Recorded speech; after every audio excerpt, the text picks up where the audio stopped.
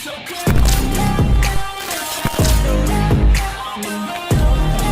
सोनम सारस्वत स्वागत करती हूँ आप सभी का believe in your self channel में। दोस्तों, लास्ट वीडियो में हमने क्या देखा था, गढ़वाल किंगडम ऑफ कन्नौज या फिर गढ़वाल डायनेस्टी के बारे में हमने पढ़ा था। अब हम बात करते हैं बुंदेलखंड के चंदेल रूलर्स के बारे में। बुंदेलखंड जो है फ्रेंड्स, वो एंशियंट टाइम में जेजिया भुक्ति नाम से फेमस था।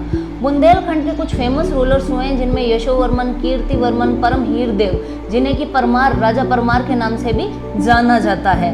और बुंदेलखंड के जो शासक थे उन्होंने कुछ एक सिटीज़ को काफ़ी डेवलप करवाया था जिनका नाम है कालिंजर, खजुराहो और महोबा। दोस्तों, बुंदेलखंड के रूलर्स ने बहुत सारे पिलग्रिमेज सेंटर्स बनवाए थे, टेम्पल्स बनवाए थे। उसके अलावा उन्होंने काफ़ी वाटर रिजर्वियर्स भी बनाए थे। तो दोस्तों, ये था बुंदेलखंड के परमार रूलर्स के बारे में। दोस्तों, अब बात करते हैं परमार्स ऑफ मालवा।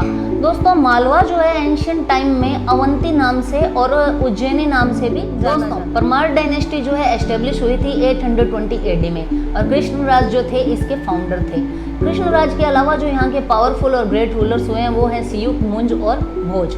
दोस्तों, भोज को ग्रेटेस्ट और आइडियल किंग माना जाता है परमार डायनेस्टी का, क्योंकि इसने बहुत से अपने किंगडम को फैलाने के लिए बहुत से बैटल्स जीते थे और उसके अलावा इसने काफ़ी डेवलपमेंट भी की थी परमार डायनेस्टी के रेन के दौरान। और उसके बाद हम बात करते हैं कि भोज जो थे उन्होंने भोजपुर नाम से एक सिटी एस्टेब्लिश की थी जो आज फेमस है भोपाल के नाम से। और भोपाल जो है काफ़ी पहाड़ियों से घिरा हुआ है, इस वजह से भोपाल एक बहुत ही खूबसूरत शहर है। तो दोस्तों, अब बात करते हैं चहमान डायनेस्टी और चौहान डायनेस्टी के बारे में, जिन्होंने राजस्थान और गुजरात के कुछ हिस्सों में रूल किया था। तो इसमें हम देखेंगे शाकंभरी के चौहानों को। शाकंभरी के चौहान जो थे उसके फाउंडर थे वासुदेव चौहान। उन्होंने शाकंभरी में चौहान डायनेस्टी की एस्टेब्लिशमेंट की थी। उनके बाद में आते हैं अजयपाल, जो 12th सेंचुरी में आते हैं और थ्रोन पे जो थ्रोन होता है उसे असेंड करते हैं। उसके बाद वो एक एस्टेब्लिश करते हैं छोटा सा प्यारा सा शहर अजमेरू, जो आज के टाइम में हार्ट ऑफ राजस्थान अजमेर के नाम से फेमस है। तो दोस्तों, उनके बाद अगर कोई फेमस किंग आते हैं तो वो आते हैं अर्णोराज। अर्णोराज के बारे में एक खास बात है कि उन्होंने गुजरात के राजा सिद्धराज जयसिंह की बेटी से शादी की थी। और अर्णोराज के बाद उनके बेटे सोमेश्वर चौहान जो है राजा बनते हैं, जिनकी एक बैटल में डेथ हो जाती है। तो इसकी वजह से उनके 13 वर्षीय पुत्र पृथ्वीराज चौहान थर्ड को किंग बनाया जाता है। जी हाँ दोस्तों, ये वही पृथ्वीराज चौहान है जिनके बारे में हमने काफ़ी सुना है, जिन्होंने तराइन के बैटल में मोहम्मद गोरी को एक बार हराया भी था, जिन्होंने संयोगिता से शादी की थी। इनकी लव स्टोरी भी काफ़ी फेमस है। तो दोस्तों, पृथ्वीराज चौहान जो हैं जब शाकंभरी के या फिर सांबर जिसे हम कहते हैं अजमेर के राजा बनते हैं, तो उस वक्त वो छोटे ही होते हैं, थोड़ी सी उम्र में होते हैं। वो बहुत ही पराक्रमी, बहुत ही पावरफुल होते हैं और उन्होंने अकेले बिना हथियारों को शेर को हराया होता है। यह बात जब उनके नाना अंगराज तक पहुंचती है, जो कि दिल्ली के शासक होते हैं, दिल्ली के राजा होते हैं, तो वो अपना जो उत्तराधिकारी है या जो अपना अगला जो राजा चुनते हैं वो पृथ्वीराज चौहान को चुन लेते हैं। तो इस वजह से पृथ्वीराज चौहान जो है दिल्ली के राजा भी बन जाते हैं। पृथ्वीराज चौहान के जीवन की एक गलती कह लो या साहस कह लो या फिर यह कह लो कि वो उनकी किस्मत थी कि उन्होंने जयचंद जो कन्नौज के राजा थे उनकी बेटी से शादी की। संयोगिता को उन्होंने उनके स्वयंवर से भगा लिया था। संयोगिता के पत्र मिलने की वजह से वो संयोगिता को लेके भाग जाते हैं। तो इस वजह से क्या है, जयचंद जो होते हैं उनके दुश्मन हो जाते हैं। तो दोस्तों, अब समा आता है 1191 एडी का। 1191 AD, Terai, the plains of Terai जो कहाँ है, थानेश्वर और करनाल के बीच में। दोस्तों, ये जगह हरियाणा में है और यहाँ पे पहला वार होता है तराइन का, जिसमें पृथ्वीराज चौहान जो है सक्सेसफुली मोहम्मद गोरी की सेना को हरा देते हैं और मोहम्मद गोरी जो है भाग जाता है। लेकिन पृथ्वीराज चौहान गलती एक करते हैं कि वो मोहम्मद गोरी का पीछा नहीं करते। और जैसे कि हम जानते हैं कि हम हिंदुस्तानियों का दिल काफ़ी नरम है, तो हम लोग जल्दी से लोगों को माफ़ कर देते हैं। तो ये माफ़ी उनको महंगी पड़ती है और 1192 में उसी तराइन के मैदान में वापस आ जाते हैं शहाबुद्दीन गोरी डबल सेना लेके, और उसमें वो पृथ्वीराज चौहान को षड्यंत्र से हरा देते हैं और उस षड्यंत्र में उनका साथ देते हैं कन्नौज के जयचंद गढ़वाल। तो दोस्तों, ये वो विभीषण हैं जिसने पृथ्वीराज चौहान को हरवा दिया। तो दोस्तों, अब हम देखते हैं कि पृथ्वीराज चौहान की हार हो गई है, तो पृथ्वीराज चौहान का भविष्य क्या है आगे। पृथ्वीराज चौहान को मोहम्मद गोरी अपने साथ बंधक बना के अफगान ले जाता है, जिसका वर्णन हमें मिलता है चंद्रवरदाई की पृथ्वीराज रासों में। और पृथ्वीराज, जैसा कि हमने बताया दोस्तों, पृथ्वीराज चौहान को शहाबुद्दीन गोरी जो है अपने साथ बंधक बना के अफगान ले जाता है। वहाँ पे वो उनके गर्म लोहे की सरियों से आंखें फुड़वा देता है और पृथ्वीराज चौहान उनके जेल में होते हैं।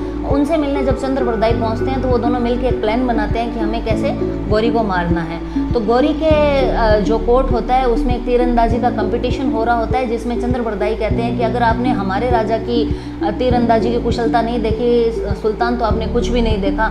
इस तरीके से सुल्तान उनकी बातों में आ जाता है और चंद्रबरदाई की मदद से पृथ्वीराज चौहान अपनी कला दिखाते हैं और शब्द भेदी बाण की जो उनकी विद्या है उसके थ्रू वो क्या कर देते हैं, सुल्तान जो होते हैं मोहम्मद गौरी उन्हें मार देते हैं। दोस्तों शब्द भेदी बाण यानी कि आवाज़ सुनकर बाण चलाना।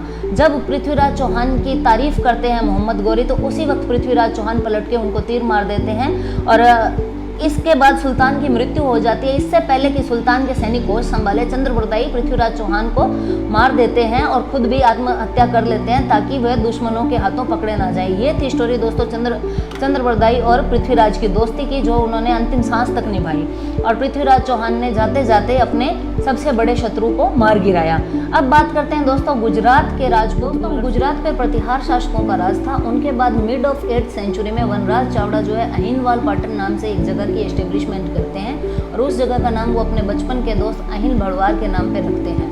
ये जो एरिया है ये चावड़ा डायनेस्टी द्वारा रूल किया जाता है और ये जो एरिया है प्रेजेंट में सौराष्ट्र और कच्छ का जो एरिया है वो है। और इनके अंदर एक दो एरिया और आते हैं, वदावन, दीव, ओखामंड, पाटगढ़ और भद्रावती।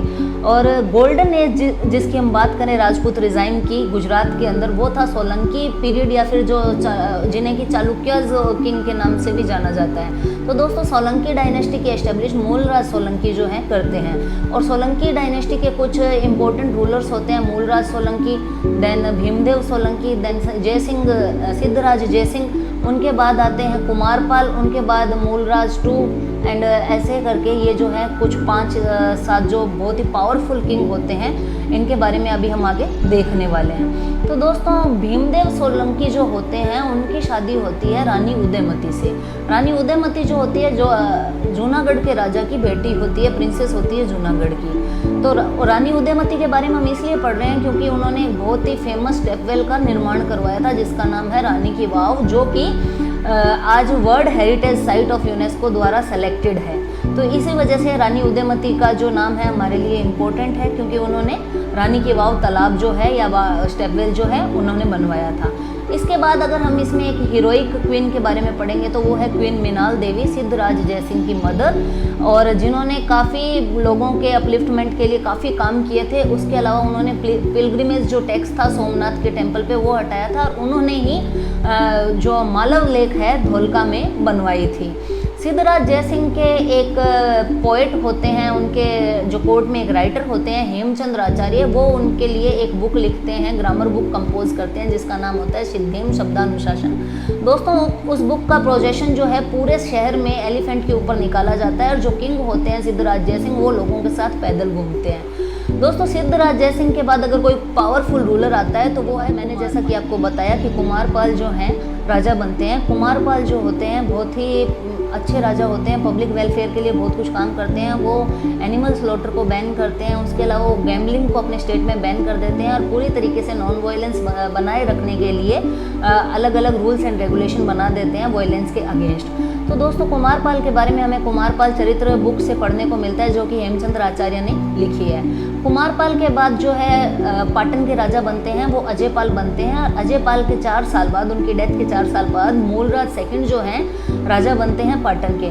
मूलराज सेकंड के बारे में स्पेशल पॉइंट ये है कि उन्होंने बहुत ही छोटी उम्र में शहाबुद्दीन गौरी को हराया था 1178 एडी में। जब शहाबुद्दीन गौरी अटैक करते हैं पाटन के ऊपर, गुजरात के ऊपर, तब मूलराज सोलंकी की हेल्प करते हैं नाडोल के चौहान शासक, जिनमें एक का नाम है कलहन और एक का नाम है कीर्तिपाल, और उनकी हेल्प से मूलराज सोलंकी जो है हरा देते हैं शहाबुद्दीन गौरी को। ओके, ये जो मूलराज सोलंकी है मूलराज सोलंकी 2 है और मूलराज सोलंकी फर्स्ट वो थे जिन्होंने एस्टेब्लिश की थी सोलंकी डायनेस्टी। ओके, सो दोस्तों आज के लिए इतना ही और आगे जो है हम देखेंगे हमारे नेक्स्ट वीडियो में। और सोलंकी डायनेस्टी जैसे जैसे वीक पड़ेगी वाघेला डायनेस्टी का राज होगा और वाघेला डायनेस्टी उभर के सामने आएगी। वाघेला डायनेस्टी के बारे में हम कल देखेंगे दोस्तों।